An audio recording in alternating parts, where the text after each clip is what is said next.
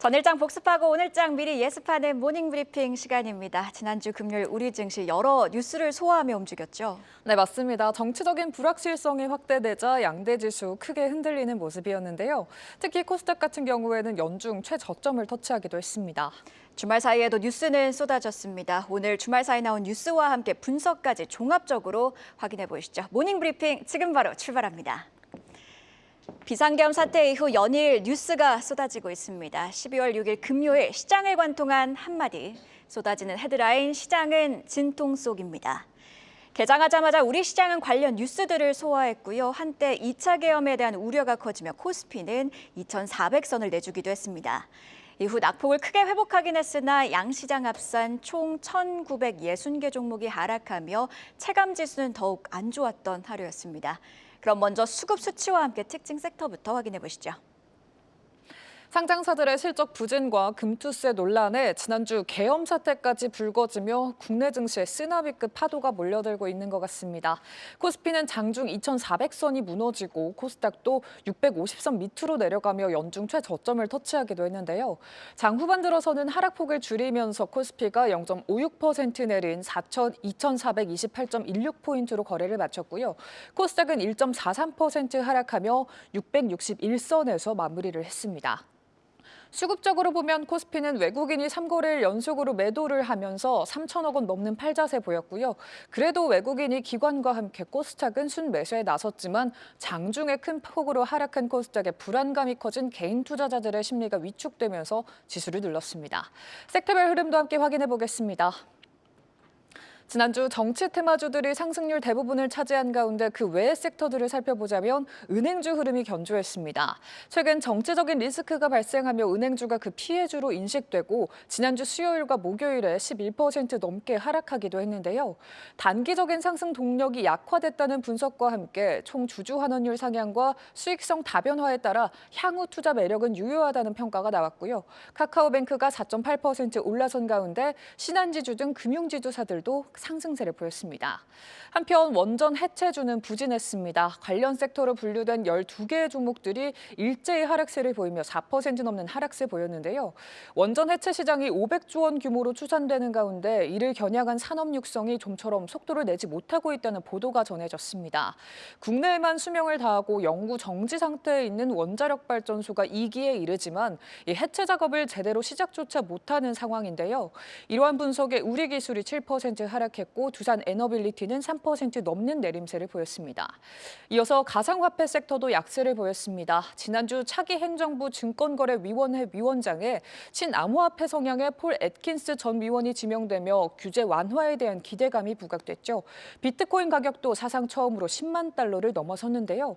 이 소식에 지난주 관련주들이 큰 폭으로 상승했다가 금요일에는 차익 실현 매물이 출회되며 네오위즈 홀딩스와 한화투자증권들이 상승분을 반납하면서 하락 마감했습니다. 이렇게 특징 섹터까지 살펴봤고요. 그럼 이어서 어떤 뉴스가 시장을 움직였는지도 함께 확인해 보시죠. 네, 정치적 불확실성에 갈수록 피로도가 높아지고 있는 시장입니다. 첫 번째 헤드라인, 시시각각 변하는 전국 상황, 코스피 한때 2,400선 하회입니다. 시장에 영향을 준 헤드라인 엮어서 지수 흐름까지 한번 따라가 보도록 하겠습니다. 이날 여러 뉴스들이 쏟아졌죠. 물론 주말 사이에는 입장이 크게 변하긴 했습니다만 개장 직후 한동훈 국민의힘 대표가 탄핵 찬성을 시사하는 듯한 발언을 내놨고요. 이후 코스피는 하락으로 방향을 전환했습니다.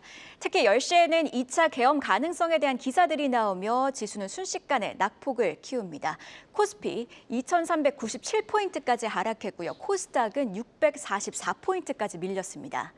이후 합동참모본부가 2차 계엄 요구가 있어도 수용하지 않겠다는 발언을 내놓자 시장은 낙폭을 줄이기 시작합니다.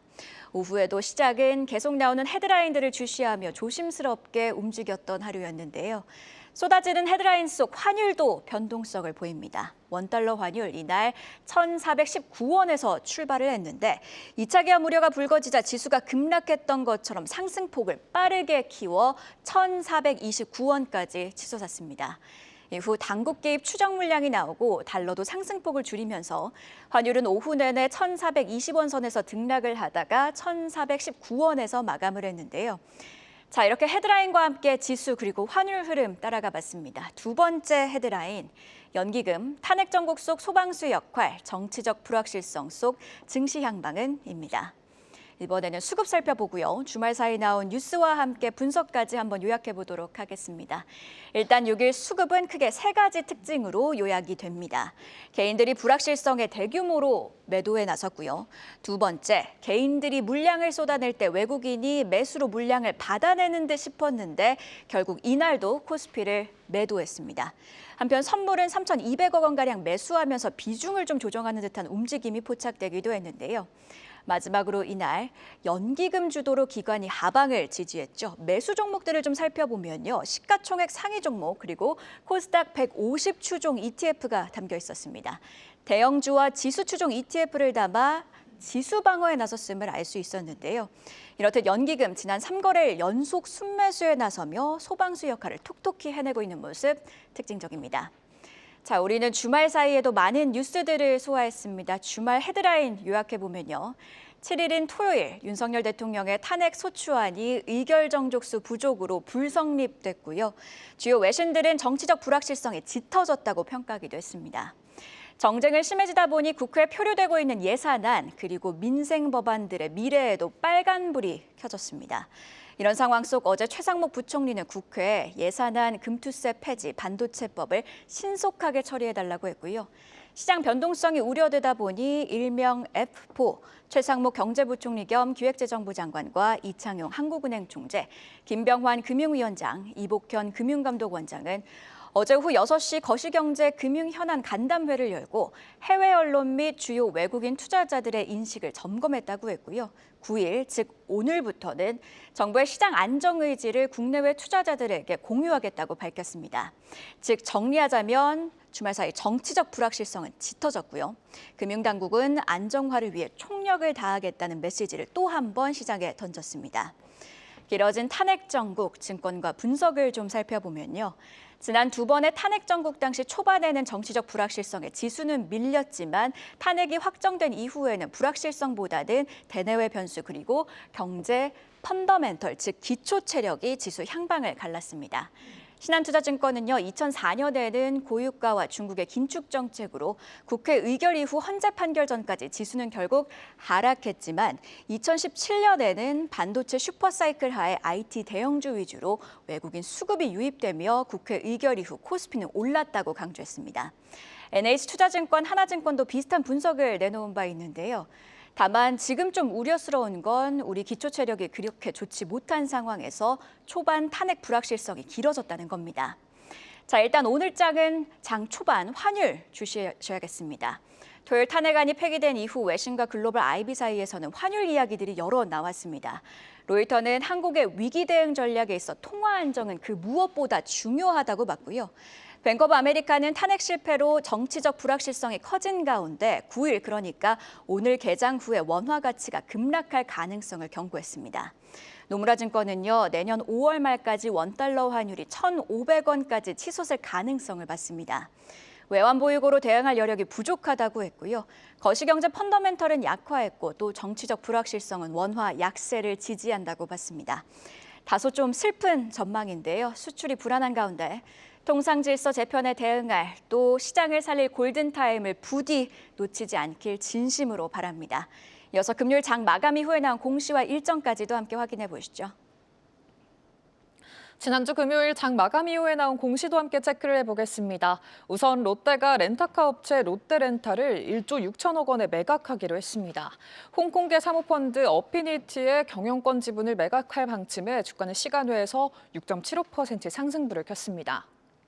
이어서 두산 퓨얼셀은 한국종합기술 연료전지발전소에 약 7.5메가와트급 연료전지 시스템을 공급하는 계약을 체결했습니다. 2,609억 원어치의 수주 소식에 오늘 주가는 과연 어떻게 반응할지 함께 지켜보고요. 한편 금양은 현대자동차에 이어서 국내 전기버스 시장 점유율 2위를 차지하고 있는 피라이모터스의 전기버스용 배터리 시스템 공급 계약을 체결했다고 공시했습니다. 공급의 규모는 오는 2026년부터 2030년까지 5년간 총 750억 50대로 787억 원 5천만 원에 달하는 규모인데요. 최근 매출의 51.8%의 대규모 계약 소식에 정규장에서 5% 하락했던 주가 시간 외에서는 3.5% 상승 마감했습니다. 오늘의 주요 일정도 확인해 보시죠. 먼저 산업통상자원부와 석유공사는 오늘 시추선 웨스타 카펠라호의 부산 입항을 시작으로 예정대로 동해 심해가스전 첫 탐사 시추를 본격화하기로 했습니다. 야당이 대왕고래 사업의 투명성에 의문을 던지면서 전액 예산 삭감을 추진한 가운데 정부 관계자는 정치적인 문제가 개입될 여지는 없다는 입장을 내비쳤는데요. 탄핵 정부 속에 동력이 유지될 수 있을지 관련주 움직임도 주시해 보시죠. 이어서 오늘부터 내일까지 청약에 돌입하는 새내기주들이 있습니다. 먼저 위산을 유발하는 소화기 질환과 항암 분야의 글로벌 신약을 연구 및 개발하는 온코닉 테라퓨틱스가 공모가 희망 범위 하단을 밑도는 13,000원의 청약에 나섰고요. 작년 매출은 211억 원, 영업이익은 22억 원으로 집계가 되어 있습니다. 한편 온코크로스도 코스닥 입성을 위한 발걸음에 나서는데요. 국내 최초로 약물 투여 또는 질병 발생에 따른 전사체 변화를 인공지능으로 분석하는 랩터 AI 시스템을 개발한 기업으로 7,300원의 공모가 형성되어 있습니다. 이렇게 공시와 일정까지 체크해봤습니다. 네, 오늘은 장 초반이 너무나도 중요합니다. 주말 사이에 나온 뉴스들을 외국인이 어떻게 보고 있는지가 외국인 수급 그리고 환율을 통해 여실히 드러날 것으로 보이는데요. 코스피 기준으로 봤을 때 최근 지수는 2,400선에서 지지력을 보이고 있습니다. 2,400선을 지킬 수 있을지 함께 주시해 보시죠. 한 발 더 들어가는 투자인사이트 모닝 브리핑이었습니다. 계속해서 다양한 경제 이슈를 알고 싶다면 구독과 좋아요, 알림 설정 부탁드립니다. AI 캐스터 권미정이었습니다.